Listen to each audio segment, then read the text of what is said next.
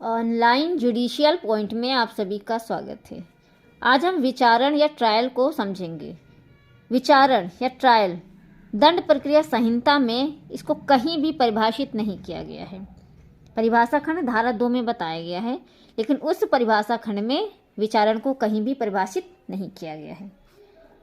इसका अगर हम सामान्यतः अर्थ देखें तो अभियुक्त व्यक्ति की दोषिता या निर्दोषिता का निर्धारण करना ही विचारण का कार्य होता है। इसका तात्पर्य विधि सम्मत वह न्यायिक प्रक्रिया है जिसके द्वारा किसी अपराध के अभियुक्त व्यक्ति के दोष या निर्दोष का विनिश्चय किया जाता है। अतः जहाँ कोई मजिस्ट्रेट या न्यायालय किसी अपराध के अभियुक्त व्यक्ति के दोषी अथवा निर्दोषपन के विनिश्चय हेतु जांच कार्य संपादित करता है, वहाँ ऐसी जांच को धारा 2(6) के भाव बोध के अंतर्गत जांच नहीं समझा जाएगा, अपितु उसे सरल और शुद्ध रूप से विचारण माना जाएगा। तो सामान्य अर्थों में हमने सिर्फ यही समझा कि विचारण का कार्य अभियुक्त व्यक्ति के दोषिता या निर्दोषिता का निर्धारण करना होता है, जो कि जांच से भिन्न होता है। आगे हम देखते हैं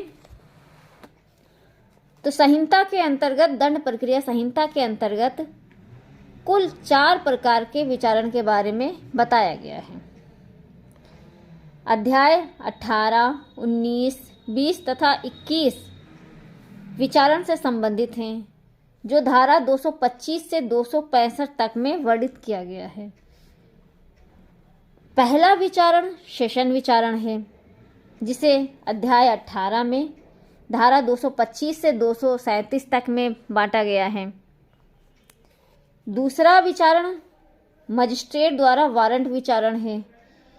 इसे अध्याय 19 धारा 238 से 250 तक में बांटा गया है। इसके अंतर्गत 2 विचारण आते हैं। एक तो पुलिस रिपोर्ट पर संस्थित मामलों का विचारण, और दूसरा जो ट्रायल होता है वो पुलिस रिपोर्ट से अन्यथा संस्थित मामलों का जो विचारण होता है वो इसके अंतर्गत आता है। पुलिस रिपोर्ट पर संस्थित मामलों का विचारण 238 से 243 तक में बांटा गया है, जबकि पुलिस रिपोर्ट से भिन्न आधार पर संस्थित मामले का विचारण धारा 244 से 247 तक में बांटा गया है। तीसरे प्रकार का विचारण अगर हम देखें तो मजिस्ट्रेट द्वारा समन मामलों का विचारण बताया गया है। इसका अध्याय 20 है, जो 251 से लेकर 259 तक धाराओं में बटा हुआ है। चौथा और अंतिम विचारण संक्षिप्त विचारण है, जिसका अध्याय 21 है, जो धारा 260 से 265 तक में बांटा गया है।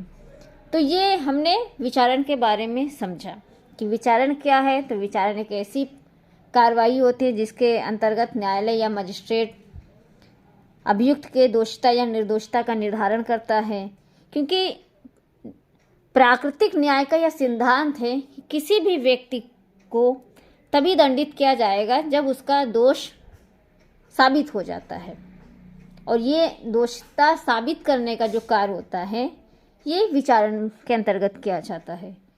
वीडियो अच्छी लगी हो तो लाइक, शेयर एंड सब्सक्राइब करें। अगर आपका कोई भी सुझाव है तो कमेंट में आप हमें ज़रूर बताएं।